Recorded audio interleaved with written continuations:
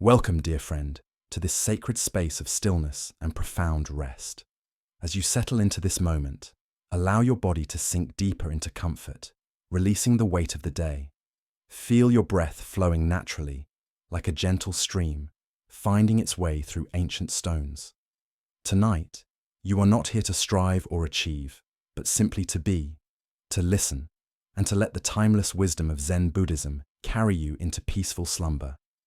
The teachings you will hear tonight have traveled across centuries, whispered from master to student in monastery gardens, under moonlit skies, and within the silence of meditation halls. These are not mere words, but living truths that have transformed countless hearts. And tonight, they offer themselves to you. Let your mind soften, your thoughts slow, and your heart open to receive what wants to emerge. There is nowhere you need to be, nothing you need to do. This moment is complete in itself, and you are exactly where you need to be. Long ago, in a remote mountain monastery, there lived a young monk named Kensho, who carried a heavy burden. Each day, he would wake before dawn to meditate, but his mind remained turbulent, filled with memories of past mistakes and fears of an uncertain future. He had come to the monastery seeking peace, yet peace seemed to elude him like mist through fingers. One morning, as cherry blossoms fell silently in the courtyard, Kensho approached his master, an elderly monk whose eyes held the depth of still waters. The master sat beneath an ancient cedar tree, his presence as steady as the mountain itself. Kensho bowed deeply and spoke with a trembling voice that revealed years of inner struggle. He confessed that despite countless hours of meditation, despite following every teaching and practice with devotion, his mind remained a battlefield. Thoughts attacked him from all directions, memories haunted his present, and anxiety about tomorrow stole his peace. He asked the master, with desperation coloring his words, when would he finally achieve the peace he sought? When would his mind become still, like the calm surface of a mountain lake? The master listened without interruption, his expression neither approving nor disapproving, simply present with the young monk's suffering. When Kensho finished speaking, the master remained silent for a long moment, allowing the question to settle in the space between them. Then, with a gesture as simple as breathing, the master pointed to a cherry blossom tree nearby. "Do you see that tree?" he asked quietly. Kensho nodded, uncertain where this was leading. The master continued, speaking with the gentleness of wind through bamboo. "Notice how the blossoms are falling. Some drift slowly, catching currents of air, dancing before they land. Others fall straight and quick. Some land on stone, some on moss, some in the pond where they float for a moment before sinking. Tell me, does the tree resist this falling?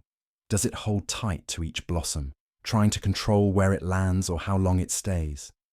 Kensho watched the petals falling and shook his head slowly. The master smiled with infinite kindness. "Your thoughts are like these blossoms," he said. "They arise from the tree of your consciousness. They fall through the space of your awareness, and they land wherever they land. Your suffering comes not from the thoughts themselves, but from your struggle to control their falling, from your resistance to their natural arising and passing. You have been trying to force the tree to stop blooming, to prevent the petals from falling. But this is not the way of peace. Peace comes when you realize you are not the tree, not the blossoms, not the falling. You are the vast sky through which everything moves, untouched by what passes through it." This teaching struck Kensho like a bell resonating through his entire being. In that moment, something shifted. He understood that he had been at war with the natural flow of his own mind, treating thoughts as enemies to be defeated rather than natural phenomena arising and passing like weather patterns across the sky of consciousness. The master continued, his voice steady and grounding. "When you sit in meditation, do not sit to achieve stillness. Sit to witness the dance of arising and passing. Thoughts will come. This is certain. Emotions will arise. This is natural. Memories will surface. The future will call to you through worry and hope. All of this is the tree blooming, the petals falling. Your practice is not to stop this process, but to recognize that you are the awareness in which all of this occurs, vast and unaffected, like space itself. That night, when Kensho returned to his meditation cushion, he sat differently. Instead of bracing himself against the onslaught of thoughts, instead of judging each mental movement as failure, he simply watched.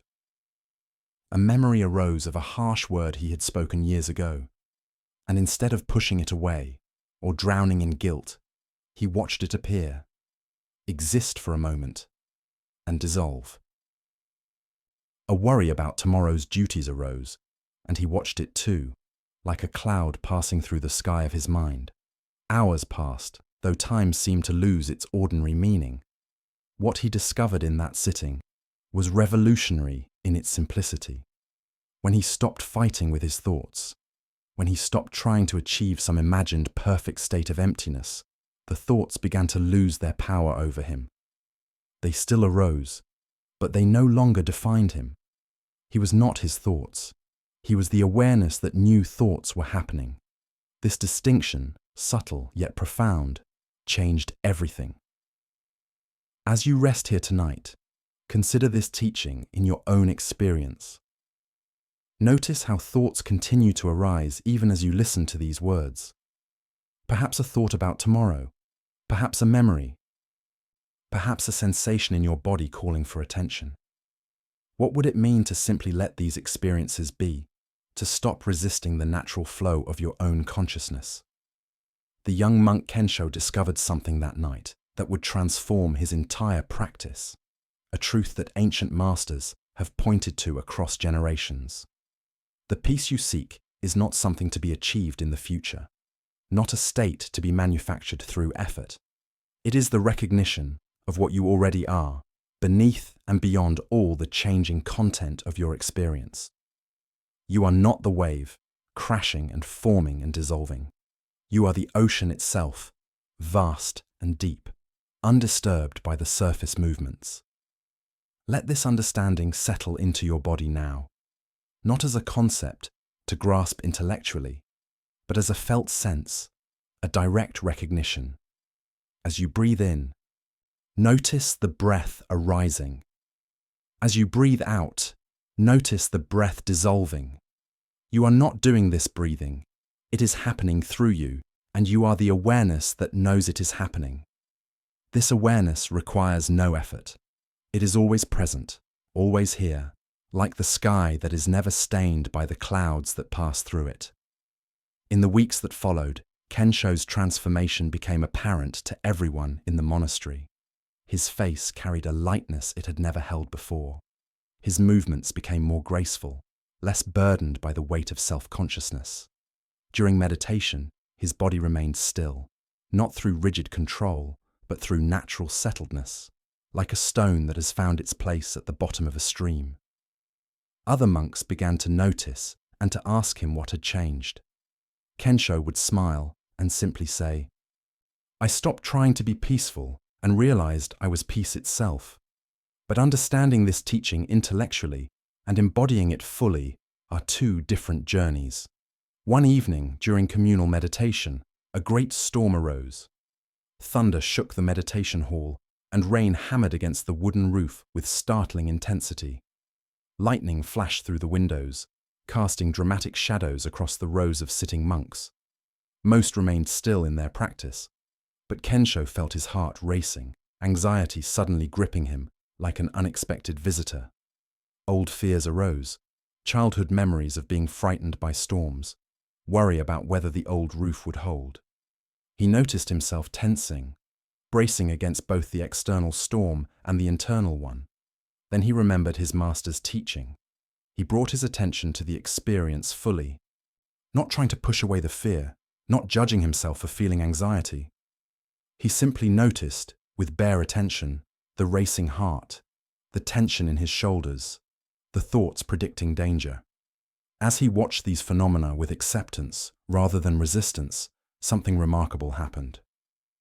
The fear remained, but his relationship to it changed completely. He was no longer lost in the fear, identified with it, controlled by it. He was the space in which fear was arising, moving, and eventually subsiding. The storm outside continued its fury, but the storm inside began to quiet. Not because the fear disappeared, but because he stopped fighting it. This is one of the deepest teachings of Zen Buddhism, one that transforms suffering at its root. We suffer not because difficult experiences arise, but because we resist them, contract against them, wish them to be different than they are. The Buddha himself taught that the root of suffering is this fundamental resistance to reality as it is, this craving for pleasant experiences to stay and unpleasant experiences to go away.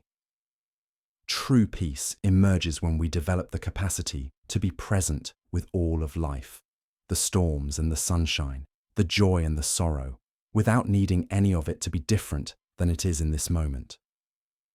As you rest here tonight, what if you brought this same quality of allowing to your own experience right now? Perhaps there is discomfort in your body.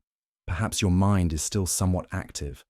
Perhaps you feel you should be more relaxed than you are. What if you stopped resisting whatever is present and simply let it be exactly as it is? This is not passive resignation or giving up.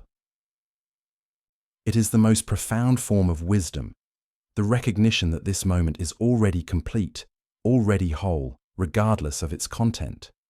When Kensho shared his storm experience with his master the next morning, the elderly monk nodded with deep recognition. "You have discovered something essential," he said, his voice carrying the weight of lived truth. Most people spend their entire lives trying to arrange external circumstances to be comfortable, trying to control what arises in their experience. This is like trying to calm waves by hitting them with a stick. It only creates more disturbance. The path of Zen is different. We do not seek to control what arises. We seek to change our relationship to what arises. We discover that we are vast enough to hold all experiences, strong enough to remain unshaken by the storms of life. This does not mean we become cold or detached. Actually, the opposite occurs. When we are no longer defending ourselves against life, no longer armoring our hearts against pain, we become more tender, more open, more alive. Compassion naturally flows when we are not contracted in self-protection. The master paused, allowing his words to settle, then continued with a story. There was once a Zen master named Hakuin who lived in a small village. He was deeply respected by everyone for his wisdom and virtue. One day, a young woman in the village became pregnant, and when her angry parents demanded to know who the father was, she named Hakuin in fear, though this was completely false. The parents stormed to Hakuin's dwelling and accused him harshly. The entire village turned against him, their reverence transforming into scorn and judgment overnight. Through all of this, Hakuin simply said, "Is that so?" and accepted the situation without protest or explanation. When the baby was born, the parents brought the infant to Hakuin, demanding he take responsibility. Again, he simply said, "Is that so?" and took the child, caring for it with great tenderness and love, despite having no resources, and facing the continued contempt of everyone who had once honored him. He begged for food and milk for the baby, enduring humiliation with grace. A year passed. Finally, the young mother could no longer bear her guilty conscience and confessed the truth to her parents, revealing the real father. Horrified by what they had done, the parents rushed to Hakuin to apologize profusely, to take the baby back, to somehow make amends for the terrible injustice. Hakuin listened to their apologies and explanations, and as he handed back the child, he simply said, "Is that so?" This story illuminates something profound about non-attachment and equanimity. Hakuin was not indifferent or uncaring. He loved and cared for the child with full presence, but he was not attached to reputation, not clinging to how others perceived him, not defending an identity or image. When he was honored, he did not cling to that. When he was scorned, he did not resist it. When the baby came, he cared for it. When the baby left, he released it. He remained like the sky, vast and unchanged by what moved through it. As you breathe here in this moment, feel into this quality of allowing. What would it be like to meet this moment exactly as it is, without needing it to be different? Your body exactly as it feels right now, your level of alertness or sleepiness exactly as it is, your thoughts and feelings exactly as they are. This is not a doing, but an undoing. It is the release of the constant, exhausting effort to make reality conform to your preferences. In the monastery where Kensho lived, there was another teaching that deepened his understanding even further. One winter morning, as he was sweeping snow from the monastery steps, he watched his breath forming clouds in the cold air. Each exhale became visible for a moment, then disappeared into the vast atmosphere. Something about this simple observation stopped him completely. He stood still, broom in hand, watching breath after breath appear and vanish. In that moment, he understood impermanence not as a concept, but as a lived reality. Everything that arises, passes. Every breath, every thought, every emotion, every experience, every life itself. Nothing remains fixed or permanent. Everything is in constant flux, constant transformation. This teaching of impermanence, called anicca in the Buddhist tradition, is one of the three marks of existence. When we truly understand impermanence, when we feel it in our bones rather than just thinking it intellectually, our relationship to life transforms completely. We stop clinging so desperately to pleasant experiences, knowing they will naturally pass. We stop resisting unpleasant experiences with such intensity, knowing they too will pass. We hold everything more lightly, more tenderly, with less grasping and less aversion. That evening, Kensho sat with his master by a small fire, the winter darkness pressing close around them. He shared his insight about the breath, and the master listened with the deep attention that made every conversation with him feel sacred. When Kensho finished, the master picked up a piece of wood and placed it on the fire. They watched together as the flames consumed it, transforming solid wood into heat, light, and ash. The master spoke quietly, his words measured and intentional. This wood is teaching the same lesson as your breath. What we call wood is not a fixed thing, but a process, a temporary arrangement of elements that arose through causes and conditions. A seed, soil, rain, sunlight, time, all coming together in this particular form. Now different causes and conditions, heat, oxygen, transform it again. The wood never had an independent, unchanging essence. It was always flowing, always becoming, always in relationship with everything around it. This is true of everything, including what you call yourself. There is no fixed, permanent self that exists independently. What you call I is like the flame itself, appearing solid and continuous, but actually a process, a flow of physical sensations, thoughts, emotions, memories, all constantly arising and passing, moment by moment by moment. This teaching struck even deeper than the earlier one about thoughts. Kensho had understood that he was not his thoughts, that he was the awareness in which thoughts arose. Now, he was being invited into an even more profound recognition that even this sense of being a separate, continuous self was itself a construction, a process, not an unchanging entity. The implications of this teaching are vast and liberating. So much of our suffering comes from defending and protecting this sense of a separate self. We worry about what others think of us because we believe there is a fixed me to be judged. We fear death because we believe there is a solid self that will be annihilated. We compare ourselves to others because we believe there is an entity here that can be better or worse than entity there.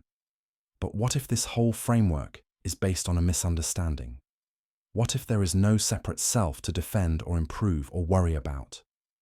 What remains when this illusion is seen through is not nothing, not a cold emptiness, but something far more wonderful.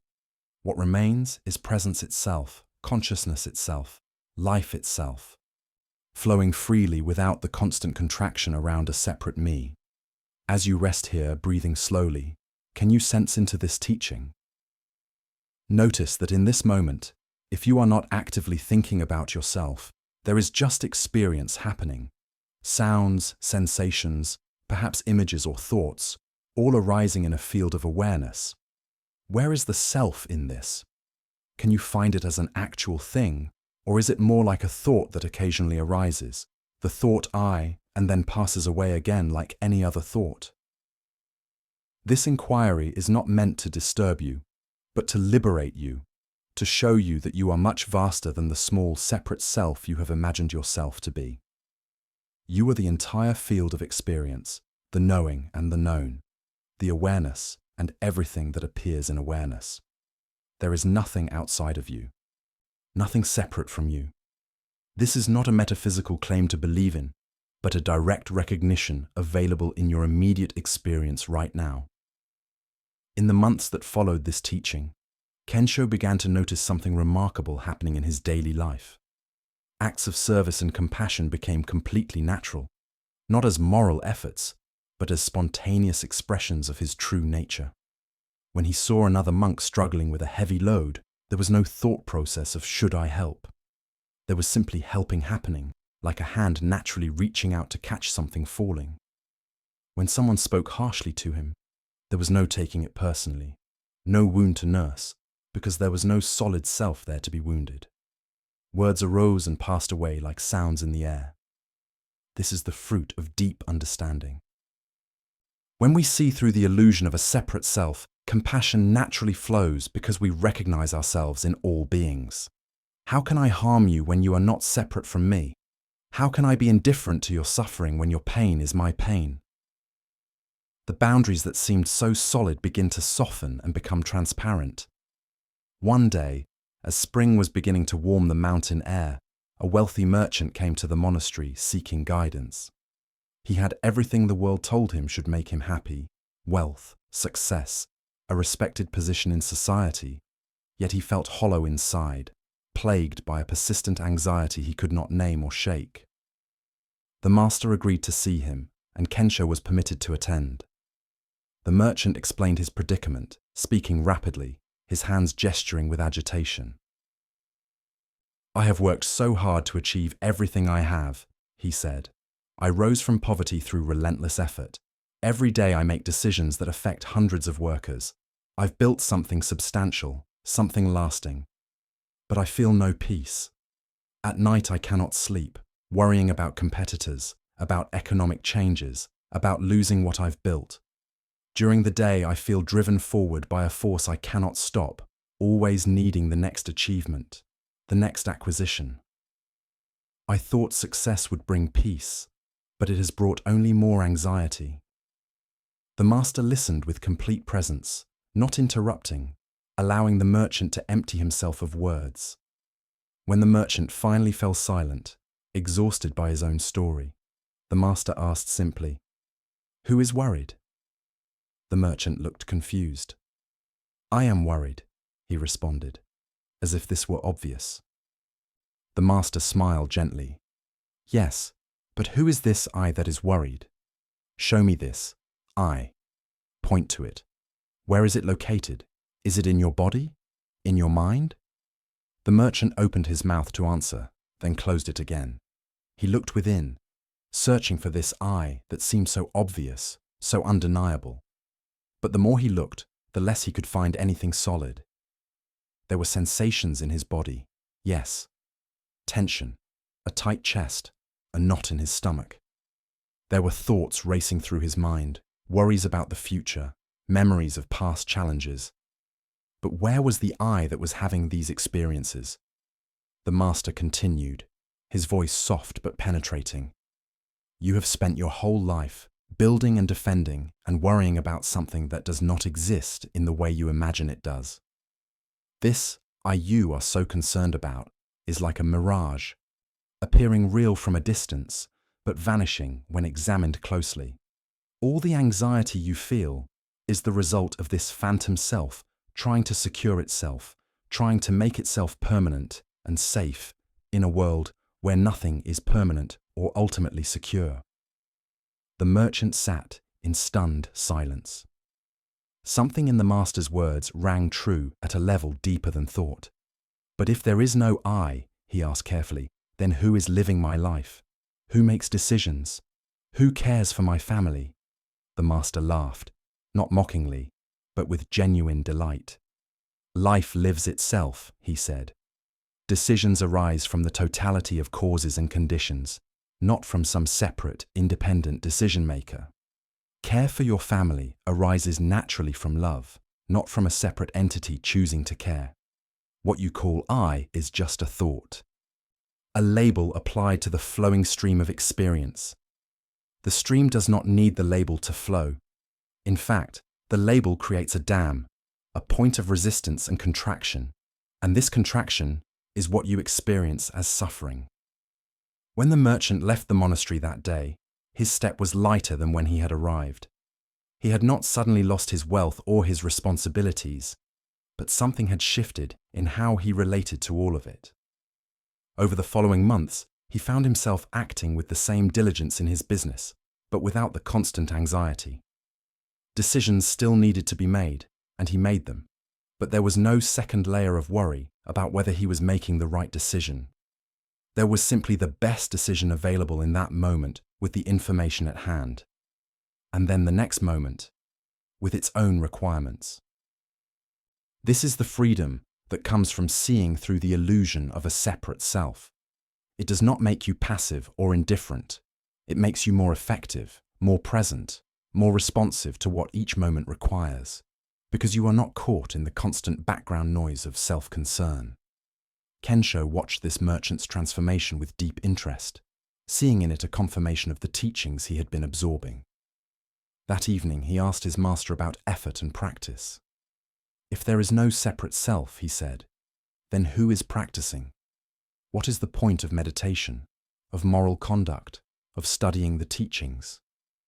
The master's response was characteristically direct and paradoxical. Practice happens until it is seen that there is no one practicing.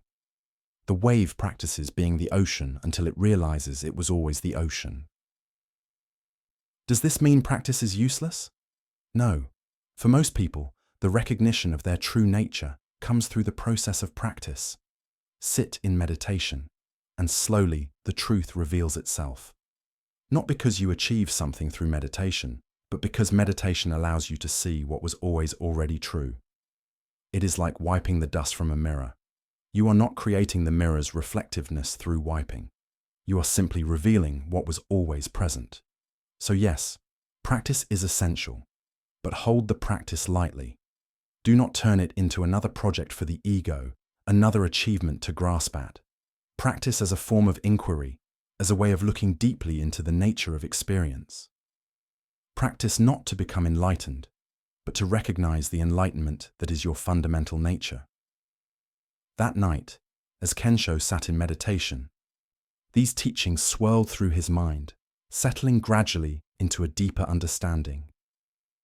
He sat with eyes half closed, watching the breath, watching thoughts arise and pass, watching sensations flow through the body, and gradually, without any dramatic event, without any special experience, there was simply presence, simply awareness, simply this, without subject or object, without inside or outside, without past or future. As you rest here now, allow yourself to simply be present, without trying to understand everything intellectually, without needing to figure anything out. The teachings are seeds being planted in the deep soil of your consciousness. They will grow in their own time, in their own way. Your only task is to rest, to allow, to be gentle with yourself. Let the breath breathe itself. Let thoughts think themselves. Let sleep come when it comes. There is nothing you need to do, nowhere you need to go. In this moment, you are complete, you are whole, you are enough. The story of Kensho and his master is not just their story. It is your story, the eternal story of awakening that plays out in every human life that turns toward truth. You are not separate from these teachings. They are not distant wisdom from another time and place. They are alive in this very moment, speaking directly to your heart, if you have ears to hear. The Buddha, the historical figure who lived 2,500 years ago, discovered something timeless and universal. He discovered that suffering is optional, not in the sense that pain does not occur, but in the sense that our relationship to pain can be transformed completely. Pain is inevitable in human life. Bodies age, get sick, die. Relationships change. Things we love are lost. This is the nature of impermanence.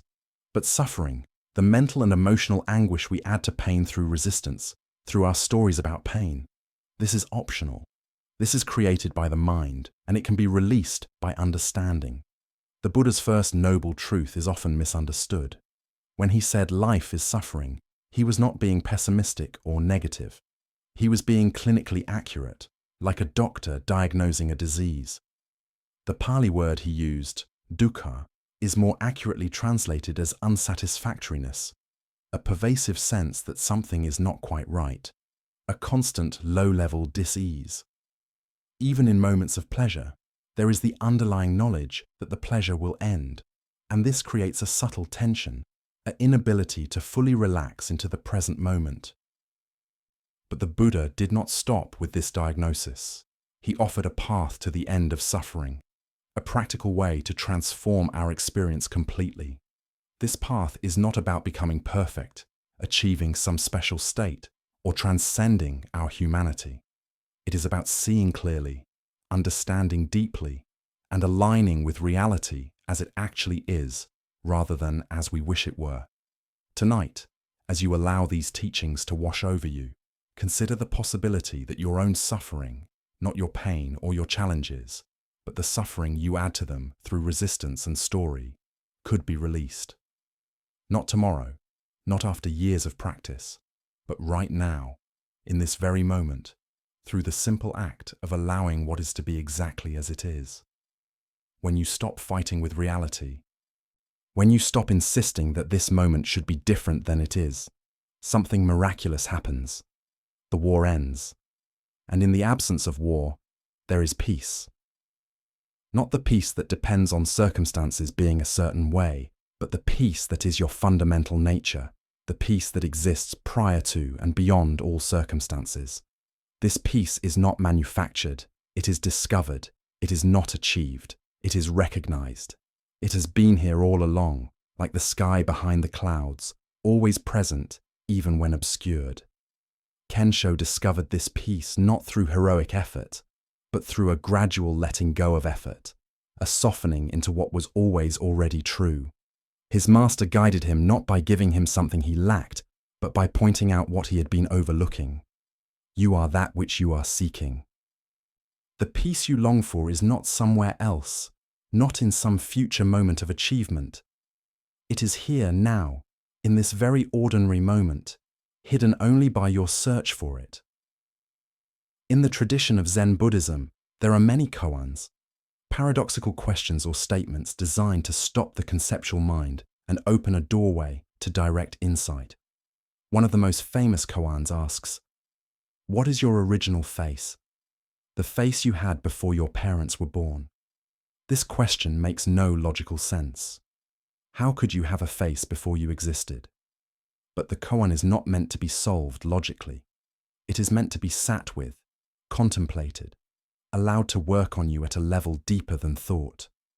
What is your original nature, before all the conditioning, before all the stories you've been told and told yourself, before all the roles and identities you've adopted? What remains when all of that is stripped away? The answer cannot be spoken, but it can be recognized. It is what is looking through your eyes right now, what is hearing these words, what is aware of experience arising and passing. It has no form, no color, no age, no gender, no nationality. It is prior to all categories, yet it is the most intimate thing, closer to you than your own breath. You cannot grasp it, because you are it. As you sink deeper into rest, let this inquiry settle into the background of your awareness. You do not need to actively think about it. Let it be like a stone dropped into a pond. The stone disappears, but the ripples continue, moving outward in expanding circles. The inquiry will work on you, even as you sleep, loosening the tight knots of identity, creating space for recognition to dawn. In the monastery, as seasons turned and years passed, Kensho matured into a teacher himself.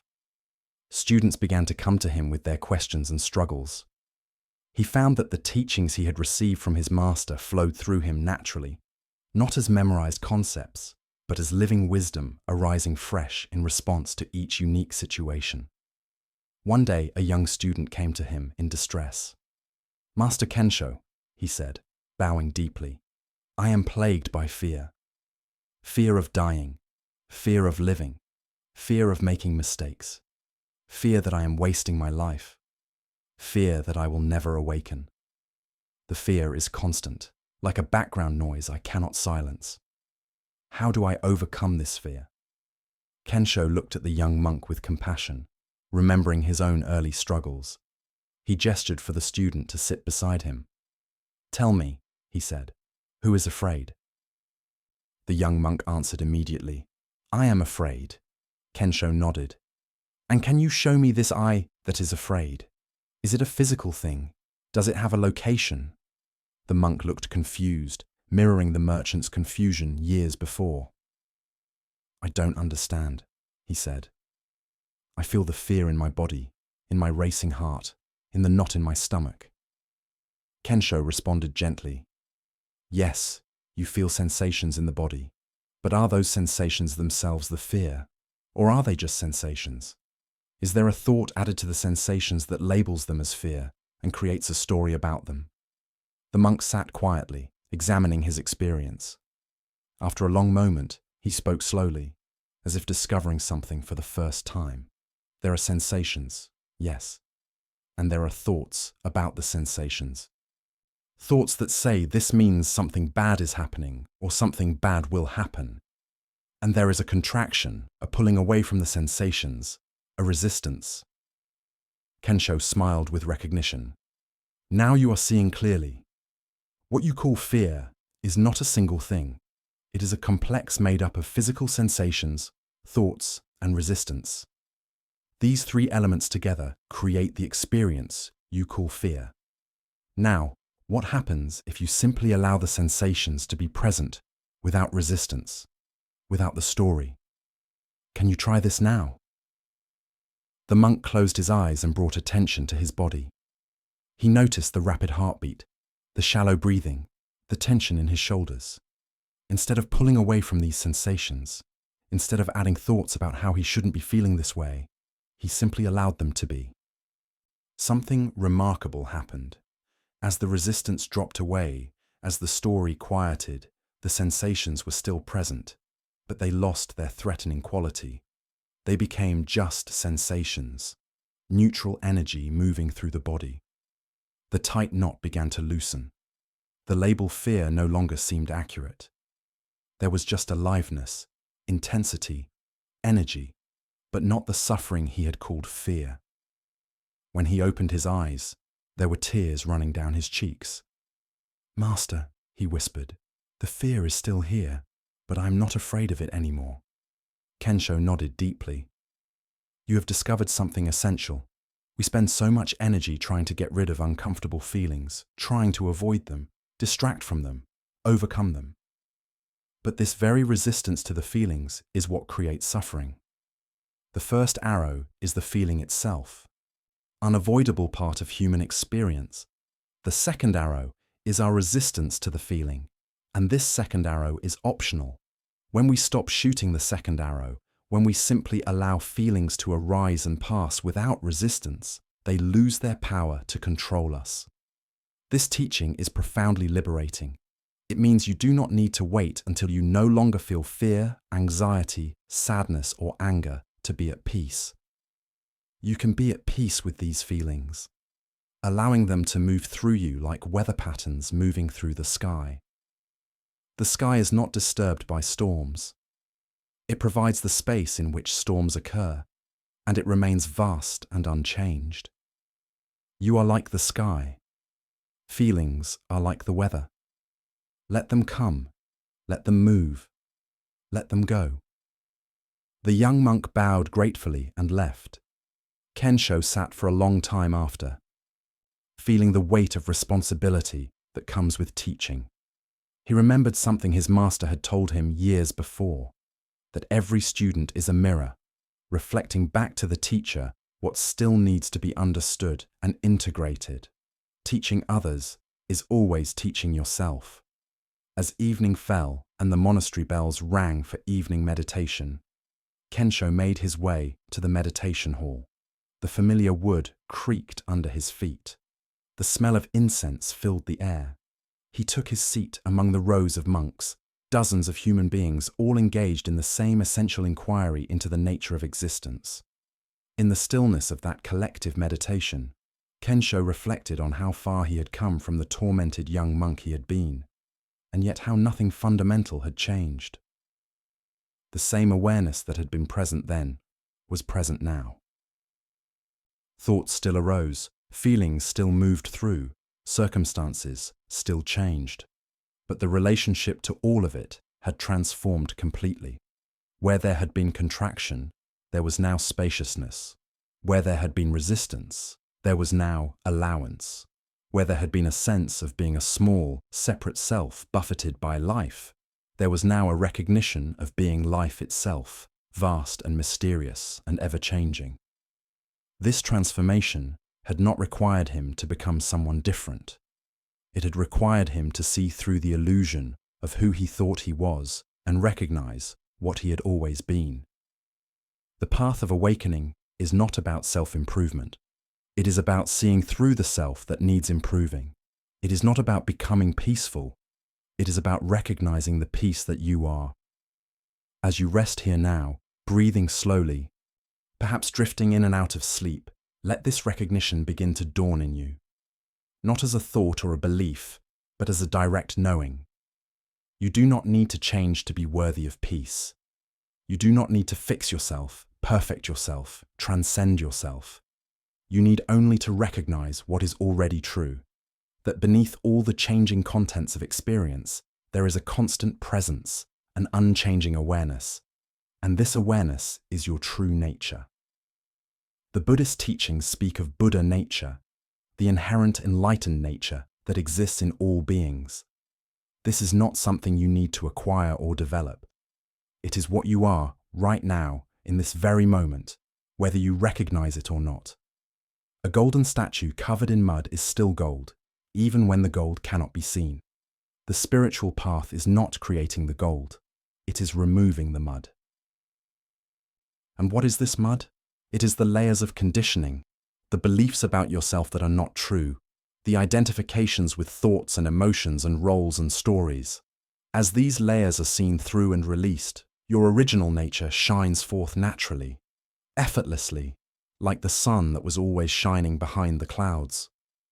There is a beautiful teaching in Zen Buddhism about polishing a tile to make a mirror.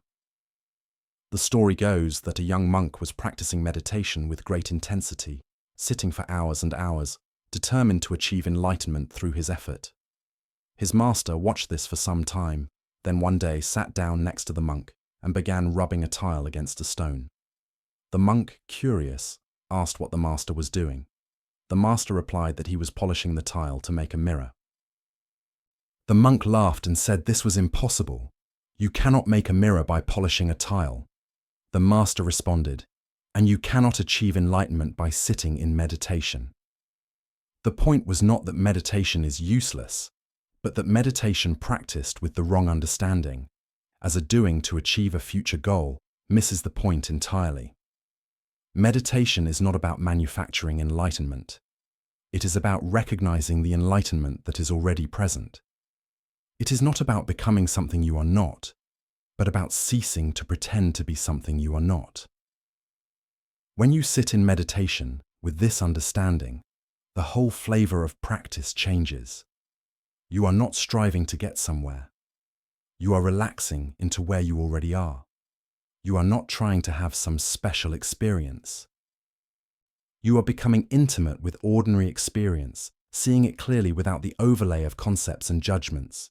You are not practicing to become a Buddha someday. You are recognizing the Buddha nature that is your essence right now. This shift from doing to being, from becoming to recognizing, is subtle but profound. It is the difference between swimming against the current and floating with it, between climbing a mountain and realizing you are already at the peak. So much of our suffering comes from this fundamental misunderstanding, the belief that something is wrong, that we are not enough as we are, that we need to be different, better, more spiritual, more awakened. And this belief itself creates the sense of lack, the dissatisfaction, the constant seeking that prevents us from resting in the peace that is always available. What would happen if you gave up the project of self-improvement just for this moment? What would happen if you stopped trying to be different than you are and simply allowed yourself to be exactly as you are, with all your imperfections, all your human struggles, all your unfinished business? Not as a permanent resignation, but as an experiment, a relaxation into this moment. In this allowing, in this acceptance, peace becomes available, not because you have fixed yourself, but because you have stopped the war with yourself. The end of internal conflict is peace. It is that simple and that profound. In the monastery, Kensho continued to deepen in his understanding and his capacity to transmit these teachings to others. One winter, a terrible sickness swept through the region. Many people fell ill, and some died. The monastery opened its doors to care for the sick, and the monks worked tirelessly to provide comfort and healing to those who suffered. Kensho found himself caring for a young woman who was dying.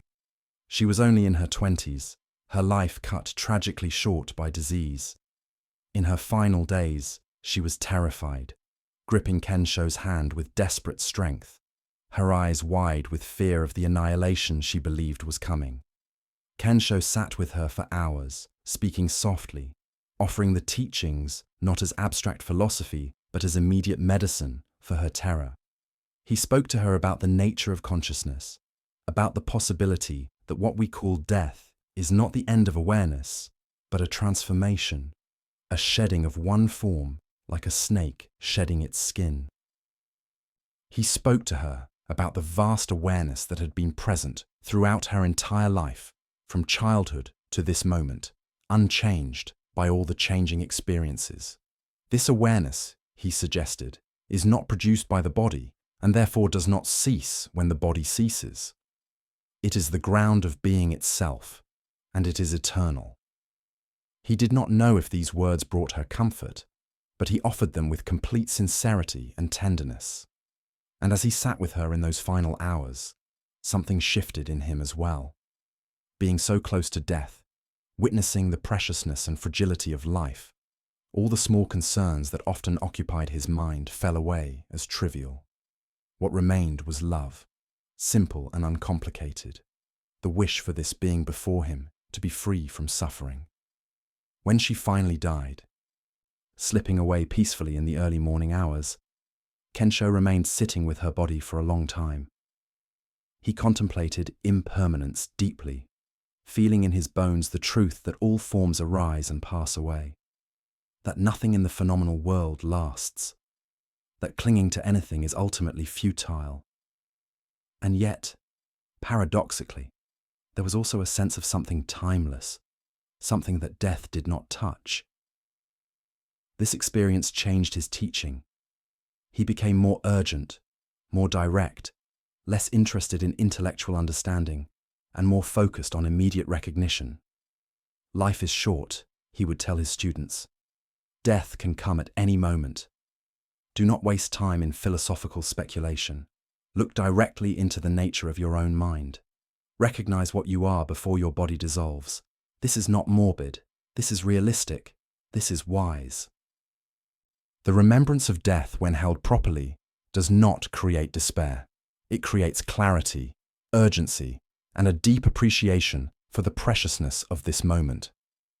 When we truly understand that our time is limited, we stop wasting it on trivial concerns. We stop postponing what is important. We stop taking for granted the people we love. We wake up to the extraordinary gift of being alive right now, in this moment. As you lie here, breathing, alive in this precious human body, can you feel gratitude for this moment? Not because everything is perfect, but simply because you are here, aware, experiencing the mystery of existence. This body will one day die. This particular arrangement of atoms will disperse. But what you truly are, the awareness that knows experience, Is this born? Does it age? Can it die? Investigate this directly. Not as philosophy, but as lived inquiry. Buddhism teaches that there are different levels of truth. At the conventional level, the level of everyday reality, yes, you are a person with a name, a history, relationships, and a lifespan that will end. At this level, death is real and loss is painful. But at the absolute level, the level of ultimate truth, there is only consciousness, only awareness, only this eternal present moment in which everything arises and dissolves. At this level, there is no one who is born and no one who dies. There is only the timeless dance of appearance and disappearance within the space of awareness. Both levels are true, depending on the perspective.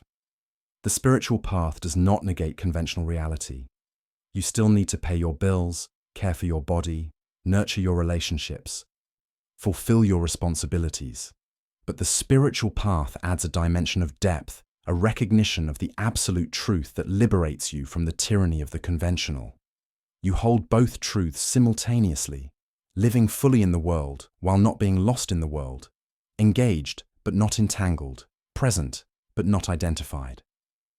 This capacity to hold both relative and absolute truth is the hallmark of wisdom. It allows you to care deeply while not being destroyed by loss. It allows you to work toward positive change while accepting things as they are. It allows you to honor your humanity while recognizing your divinity. Kensho embodied this integration more and more as years passed. In his presence, people felt a paradoxical combination of groundedness and spaciousness, of warmth and detachment, of engagement and freedom. He worked as hard as anyone in the monastery, fulfilling his duties with diligence and care. But there was an ease about him, a sense that he was not burdened by his activities. He played fully in the world without being of the world. One spring day, now an old man himself, Kensho was working in the monastery garden, planting vegetables that would feed the community through the coming seasons. His body was bent with age, his movements slower than they had been in youth, but his mind remained clear and his heart remained open. A visitor to the monastery, a scholar from the city, watched him for a while, then approached. "Excuse me, venerable teacher," the scholar said with a slight condescension in his voice. "I have studied all the Buddhist sutras, all the great philosophical texts. I understand the doctrine of emptiness, the teaching of non-self, the concept of dependent origination. I have intellectual mastery of the entire Buddhist canon. But I do not understand what is the point of all this practice, this meditation, this simple living. What does it achieve?" Kensho continued his work, patting soil around a seedling with gnarled hands. Without looking up, he responded, "Have you had your breakfast yet?" The scholar looked confused. "Yes, I ate this morning." Kensho nodded. "Then wash your bowl." And he continued planting, saying nothing more. The scholar stood for a moment, frustrated by the apparent non sequitur, then walked away, muttering about the inscrutability of Zen monks. But Kensho had answered his question completely. The point is not to achieve something grand or transcendent. The point is to be fully present with what is, to eat when eating, to wash when washing, to plant when planting. The point is to live with such complete presence and attention that every act becomes sacred, every moment becomes full. This is enlightenment, not some special state of consciousness, but the capacity to be ordinary in an extraordinary way. The scholar had asked the wrong question. He wanted to know what Buddhism achieves, what it produces, as if it were a system for manufacturing some product called enlightenment. But Buddhism is not about achieving or producing. It is about ceasing to chase after achievement, ceasing to produce more and more layers of ego, and instead recognizing what is already complete, already whole, already enlightened. When you wash your bowl, just wash your bowl. Be fully present with the sensation of water, the smell of soap, the sound of scrubbing. Do not let your mind wander to the past or future. Do not overlay the simple act with concepts and judgments. Just this, completely. This is Zen practice. This is mindfulness. This is the path to peace. Not complicated, but requiring everything. Requiring that you give up your constant mental commentary, your perpetual judging and comparing, your incessant planning and remembering, and simply be here, now, completely. Most people find this incredibly difficult, not because it is complex, but because it is too simple. The mind resists this simplicity. It wants something to do, some problem to solve, some project to pursue. The idea of just being, without any agenda, is threatening to the ego structure that thrives on doing. But as you rest here tonight, you have a perfect opportunity to practice this simple being. You are not required to do anything. No one is evaluating your performance. There is nowhere to get to, nothing to achieve. You can simply rest in presence, allowing sensations to arise and pass, allowing thoughts to come and go, allowing breath to breathe itself. This is meditation in its essence, not a special activity done at special times, but a way of meeting life completely and openly in every moment.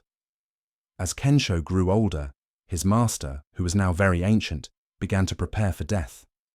The old man called Kensho to his side one evening and spoke with a clarity that often comes in the final phase of life, when there is no longer any need for pretense or protection. "My dear student," the master said, his voice thin but steady, "I will be leaving this world soon. My body is tired, worn out like an old robe. But I want to tell you before I go how deeply grateful I am for your sincerity, your dedication, your willingness to question everything until you found truth. You have become a true teacher, not because you memorized my words, but because you digested the teachings and made them your own living wisdom." Kensho felt tears rising, but did not push them away. "Master," he said, "everything I have, everything I am, comes from your guidance. How can I thank you?" The old master smiled, his face a map of countless wrinkles, each one telling a story of years lived fully. "Do not thank me. Thank yourself for being willing to wake up. I only pointed at the moon. You were the one who looked, and now you must point for others." This is how the teaching continues, generation after generation, not as dead words in books, but as living transmission from heart to heart. A few days later, the master died peacefully in his sleep, sitting upright in meditation posture, as if he had simply decided to stop breathing and slip out of his body, like removing a coat. The entire monastery mourned, but there was also a sense of celebration. This was a life well lived, a death well died. Nothing left undone, nothing left unsaid. Kensho performed the funeral rites with steady hands and a full heart. He chanted the ancient sutras, burned incense, and sat in meditation before his master's body, feeling the palpable absence of the personality that had inhabited this form, and yet also sensing a presence that was not gone, could not be gone, because it had never been confined to a single body in the first place. In the weeks following his master's death, Kensho experienced a profound deepening. Something about this close encounter with impermanence, the death of the person who had meant so much to him, cracked him open in a new way. One evening, sitting alone in the meditation hall, everything he had been taught and had come to understand suddenly coalesced into a direct, unmistakable recognition. There was no separate self. There never had been. What he had called Kensho was a collection of memories, habits, thoughts, sensations, all arising in the vast space of awareness. But this awareness itself was not personal. It was universal, the same awareness that looked through every pair of eyes, that knew every experience. That was the ground of all being. In that moment, all fear dissolved. How could he fear death when there was no one to die? How could he fear loss when there was nothing separate that could be lost? How could he feel inadequate when there was no separate self to be adequate or inadequate? There was just this, the eternal now, the play of consciousness with itself, the dance of form and emptiness. Tears streamed down his face, But they were not tears of sadness. They were tears of recognition, of homecoming, of finding what had been sought through so many years of practice. And the profound irony was that what he found was what he had been all along. He had not gained anything. He had lost the illusion that there was anything to gain. This is the great awakening that Buddhism points to. It is not mystical or supernatural. It is the most natural thing in the world, the recognition of what you are prior to all concepts, all identifications, all the stories you've been telling yourself about who you are. In this recognition, suffering ends, not because your life becomes easy, not because challenges stop arising, but because the one who suffers is seen to be a fiction. Difficulties still occur, pain still arises, but there is no psychological suffering added to the pain, no story of poor me, no sense of victimization, no existential burden. There is just life living itself, responding to each moment as it arises, without the constant reference to a separate me. As you rest here in this moment, breathing softly, perhaps on the edge of sleep, can you sense into this possibility? What if the burden you have been carrying, the sense of being a separate self, trying to navigate a threatening world, trying to secure itself, defend itself, improve itself, what if this whole project could be laid down? What if you realized there is no separate self to protect or perfect? Would this be terrifying, or would it be the ultimate liberation? For most people, the first response is fear. The ego structure resists its own dissolution.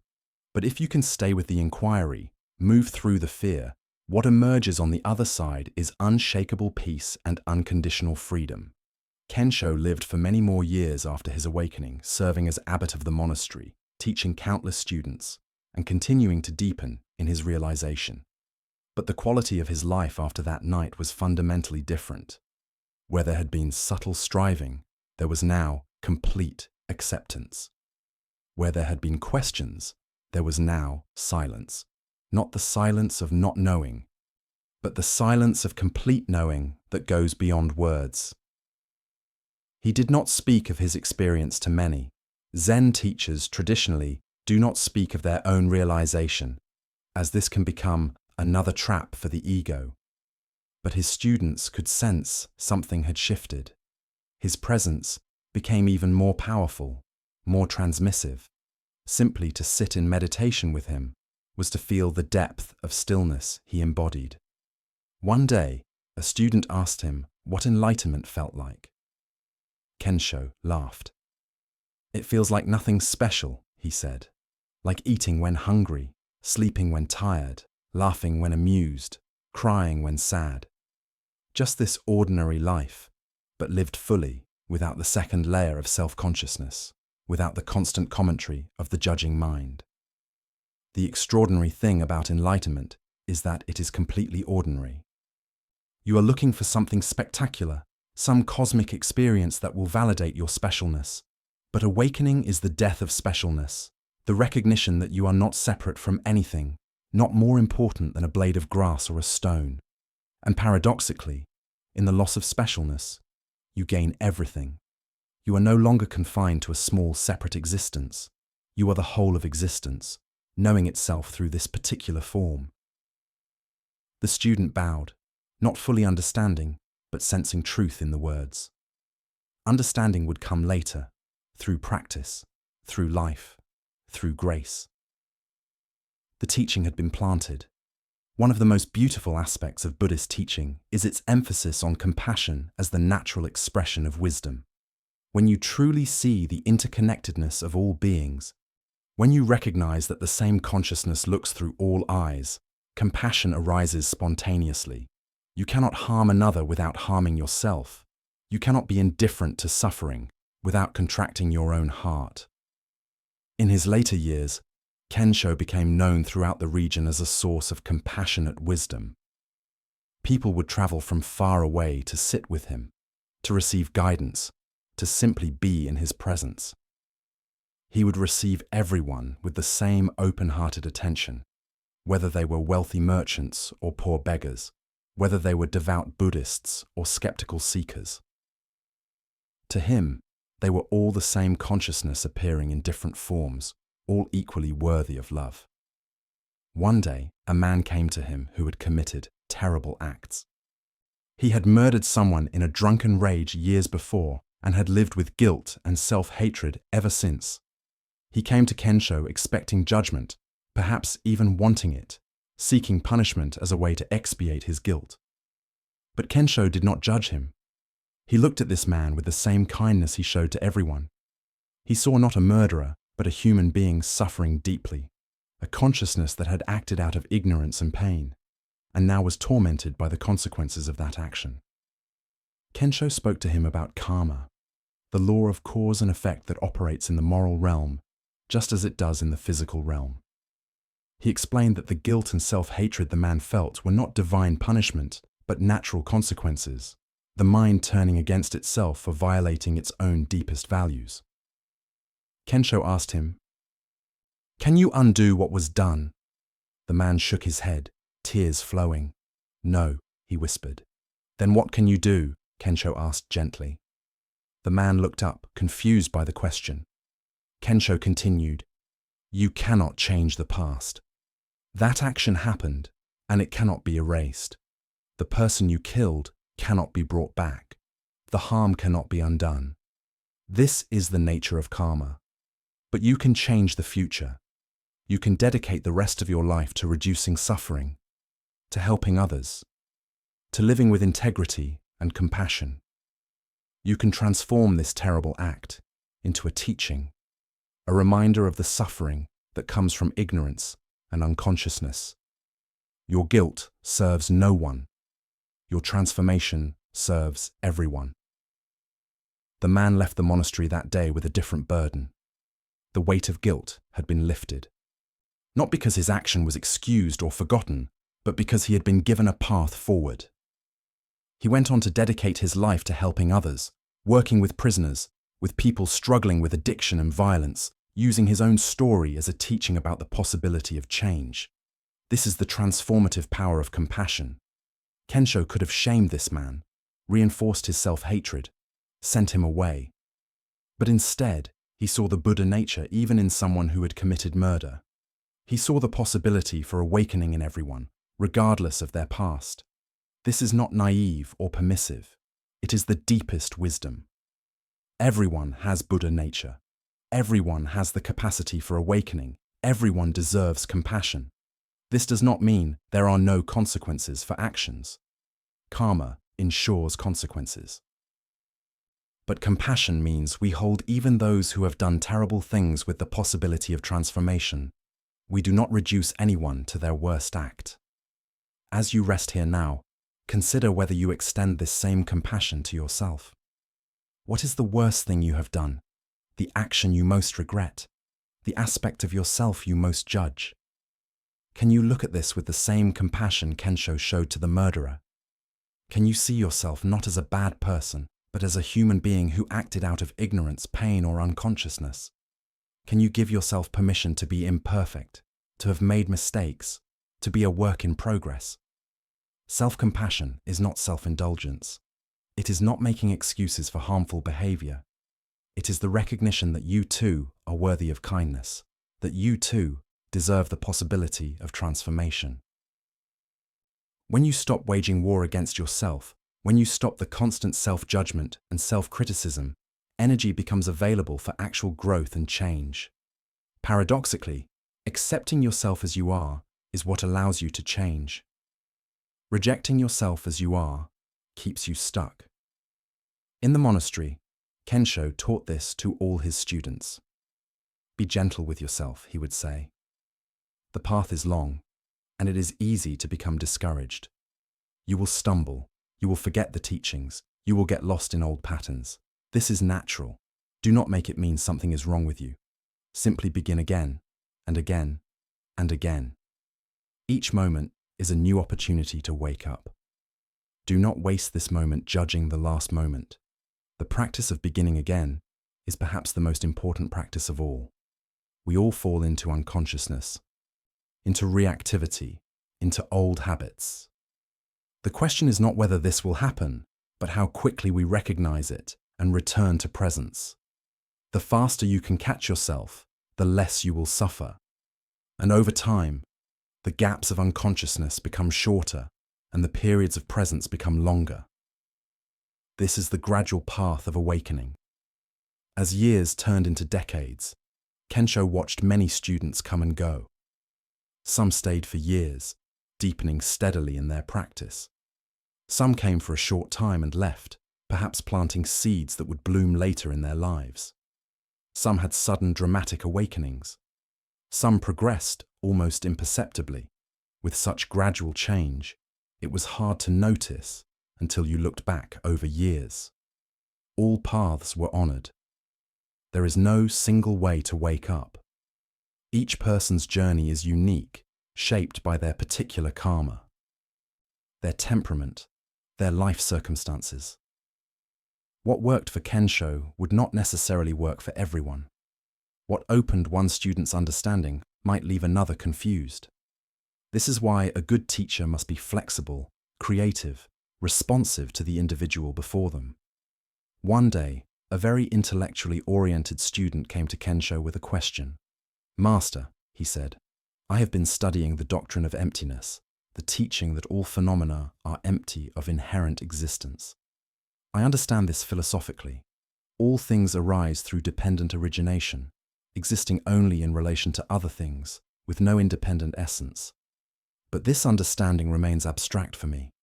How do I realize emptiness directly, not just conceptually?" Kensho listened carefully, then picked up his teacup. He held it out toward the student. "What is this?" he asked. "A teacup," the student answered.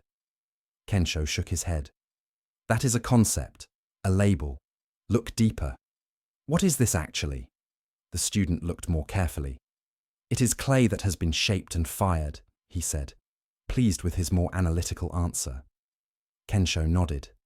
"Yes, but where did the clay come from?" the student thought. "From the earth, from minerals, from geological processes over millions of years." Kensho continued. "And those minerals, where did they come from? From the formation of the planet, from stardust, from the Big Bang itself. So this teacup contains the entire history of the universe. It is not separate from the stars, from the earth, from the potter who shaped it, from the fire that hardened it, from the person who uses it. Where does the teacup end and the rest of the universe begin?" "Can you find a boundary?" The student stared at the cup with new eyes. Slowly, he shook his head. "When I try to isolate the cup as a separate thing, I cannot find where it exists independently. It is completely interconnected with everything else." Kensho smiled. This is beginning to see emptiness. Not that the cup does not exist, but that it does not exist as a separate, independent thing. It is a temporary pattern in the flow of existence, arising from causes and conditions, depending moment by moment on everything else for its continued existence. This is true of all phenomena, including what you call yourself. You too are not a separate, independent thing. You are a process, a flow, completely interconnected with everything and everyone. You breathe the air that trees exhaled. You eat food grown from earth and sun. Your body is made of elements forged in ancient stars. Your thoughts arise from culture, language, the millions of interactions you have had. Where do you end and the rest of the universe begin? In that moment, the student had a direct glimpse of emptiness. The solidity of his separate self became transparent, revealing the flowing, interconnected nature of reality.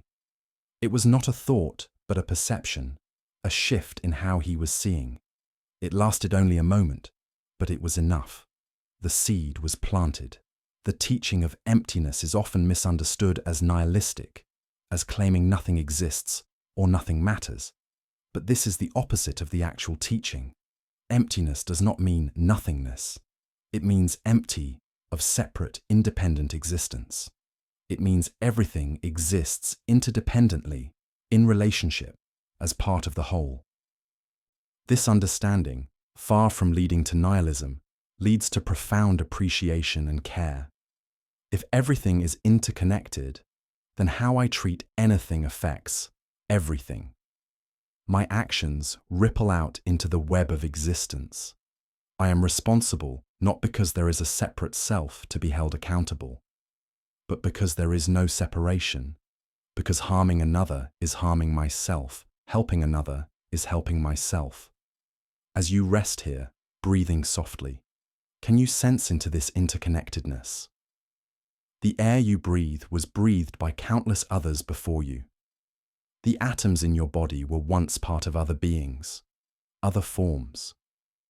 You are not separate from the earth, from the sky, from the vast web of life. You are an expression of the universe, the cosmos knowing itself through your particular form. This is not a metaphor. This is literally true. When the Buddha attained enlightenment sitting under the Bodhi tree, he is said to have touched the earth, calling it to witness. In that moment, he recognized his complete unity with all of existence. There was no Buddha separate from everything else. There was only this, the totality, expressing itself as Buddha consciousness. And this same potential exists in you. You are not separate from Buddha. Buddha nature is your deepest nature, hidden only by the layers of conditioning, by the belief in a separate self. As these layers are seen through, your original nature reveals itself, like the sun that was always shining behind the clouds. The path of Buddhism is a path of subtraction, not addition. You do not need to acquire anything you lack. You need to release the false beliefs that obscure what you are. You do not need to become enlightened. You need to recognize the enlightenment that is your fundamental nature. This recognition is sometimes called remembering. Not remembering a past event, but remembering what you are beneath the amnesia of identification with form. It is like an actor who has been so immersed in a role that he has forgotten it is a role, forgotten his true identity. Then someone calls his real name, and suddenly he remembers, oh yes, I am not this character. I am the actor playing this character. But even the metaphor of actor and role is not quite accurate, because it implies there is a real you separate from the role.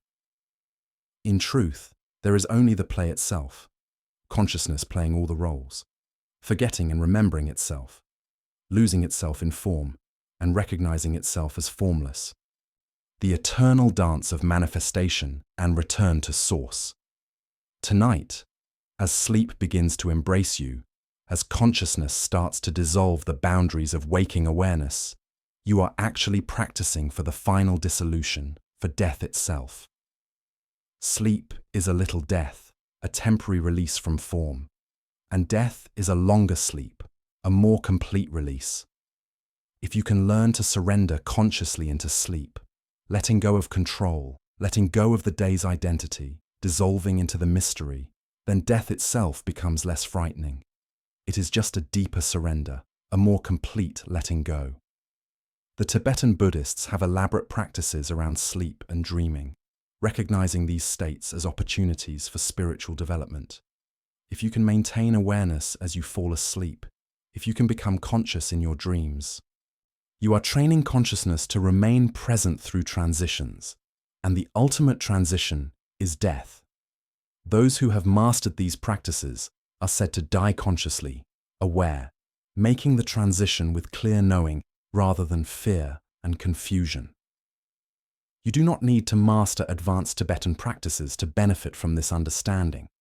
Simply bringing awareness to the process of falling asleep, noticing the gradual dissolution of waking consciousness, the softening of boundaries, the release of concerns, this is valuable practice.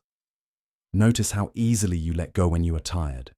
Notice how naturally consciousness releases its grip on form and content. This same capacity for letting go can be cultivated in waking life. Throughout your day, you can practice little deaths, little releases. Letting go of a preference, a judgment, a need to be right, a resentment, a fear.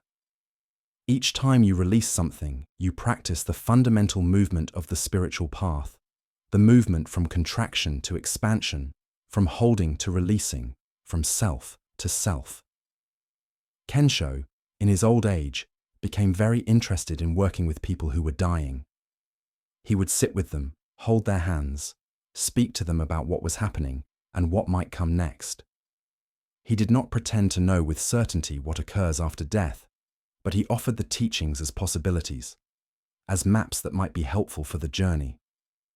He would tell them that consciousness, in its fundamental nature, is not born and does not die. Forms arise and pass, but the awareness that knows form is timeless.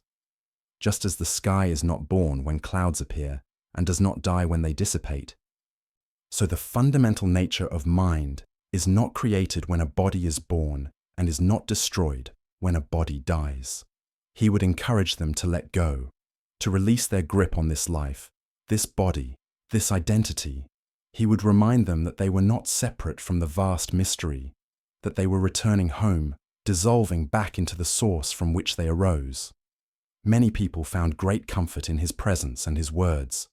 Fear would visibly release. Breathing would ease. Some reported visions of light, of deceased loved ones, of beautiful landscapes. Some simply became very quiet and peaceful. Kensho did not judge the content of anyone's experience. He simply supported them in meeting whatever arose with as much consciousness and acceptance as possible. He saw death as a sacred transition, not an enemy to be fought. And in supporting others through this transition, he prepared for his own. All of us are dying. From the moment we are born, this body is aging, moving toward its inevitable dissolution.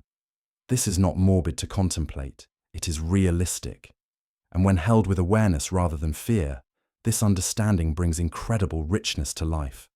When you know your time is limited, you stop wasting it. You stop postponing what matters. You tell people you love them. You forgive old grudges. You do what you came here to do. The remembrance of death is a great teacher. In ancient times, Buddhist monks would meditate in charnel grounds, places where dead bodies were left to decompose. This was not done to be macabre, but to viscerally understand impermanence, to see directly that these bodies we cherish and identify with are temporary, that they will return to dust. This practice was said to be very powerful for cutting through attachment and self-centeredness. In modern times, most people are shielded from death. It happens in hospitals, behind closed doors. Bodies are quickly removed, embalmed, made to look lifelike. We live in denial of death, and this denial keeps us in denial of life. We cannot fully live if we are not willing to die. The two are inseparable. So tonight, as you rest here on the threshold between waking and sleeping, consciously practice letting go. Let go of the day that has passed. Let go of your identity, your concerns, your problems. Let go of the need to control or understand. Let go of consciousness itself, allowing it to dissolve into sleep. And trust that you will return, that you will wake again, just as you have every morning of your life. This trust in the natural process is essential. And it is the same trust that is needed for the final letting go, for death. Trust that the universe that brought you into being knows what it is doing. Trust that you are held by something larger than your small self. Trust that all is well, even when you cannot see how. In his final years, Kensho's body became quite frail. He walked with a cane, his movements slow and deliberate. But his mind remained sharp, and his presence remained powerful. Students would come from far away just to spend a few moments with him, sensing that his time was short. He knew he was dying, and he spoke of it openly. "The body is worn out," he would say without complaint. "It has served me well, but its time is coming to an end. I am grateful for every moment I have had in this form, and I am ready to release it when the time comes." He began putting his affairs in order, designating a successor to lead the monastery, distributing his few possessions, completing projects that needed completion. He did this without rush or anxiety, with the same presence he brought to everything. One spring evening, he called his senior students together. He sat before them, the setting sun casting golden light through the windows. He looked at each of them with deep love and said, "I will be leaving soon. I can feel the life force ebbing from this body. But do not think that I am going somewhere. I am not going or staying. These are concepts that apply to the world of form. What I am, what you are, cannot go or stay, because it is not in space or time." He paused, making sure they were really hearing him. "Do not make a religion out of me after I am gone," he said firmly. "Do not worship my memory or create dogma from my words. I am simply a human being who woke up from a dream, and I have tried to help others wake up as well. But there is nothing special about me. The same awakening is available to all of you, to every being. Take the teachings and make them your own.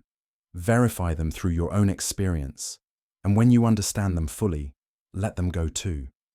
Do not cling to Buddhism or Zen or any spiritual identity.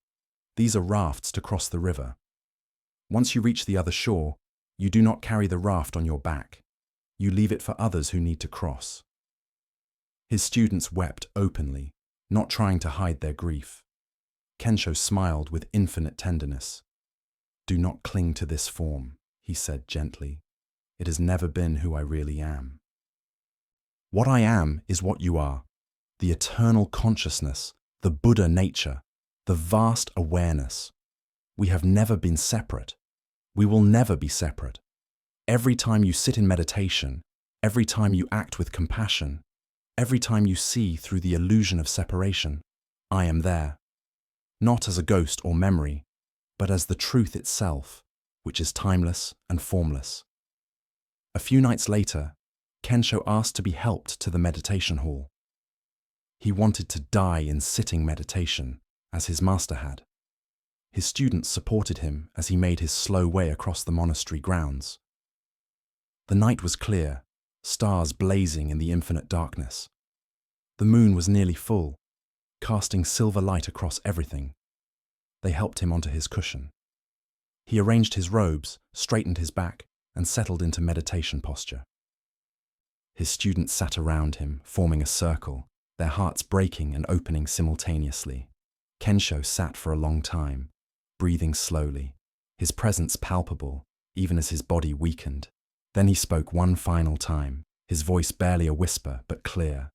"Emptiness is form, form is emptiness. This body is emptiness, this breath is emptiness, this moment is emptiness, and emptiness is fullness. Nothing is missing. Nothing has ever been missing. Rest in this." And he breathed out and did not breathe in again. The body remained upright for a moment, then slowly tilted forward. The students caught him gently, lowering his body to the floor.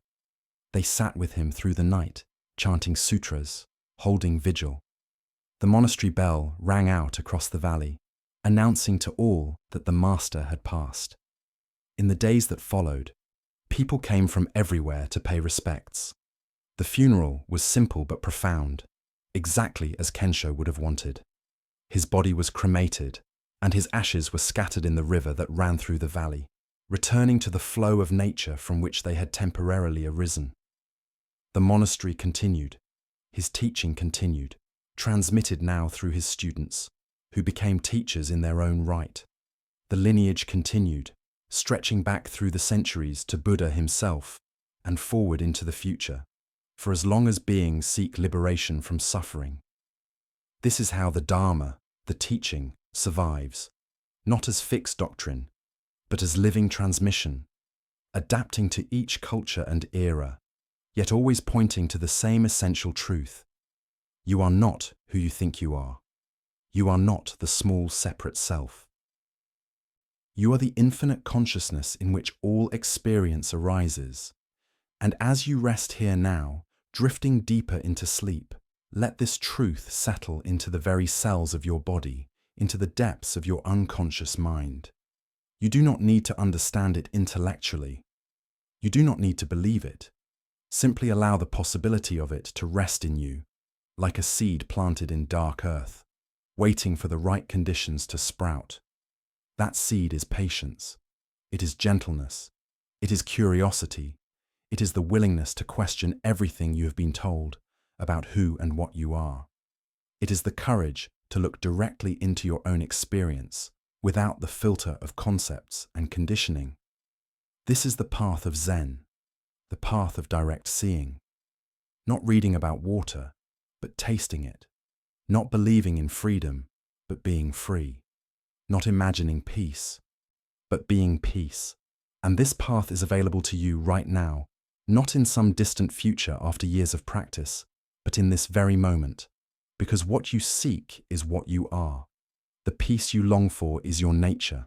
The love you seek is the very substance of your being. Stop seeking, and it is here. Stop trying, and it is present. Stop improving yourself, and your perfection is revealed.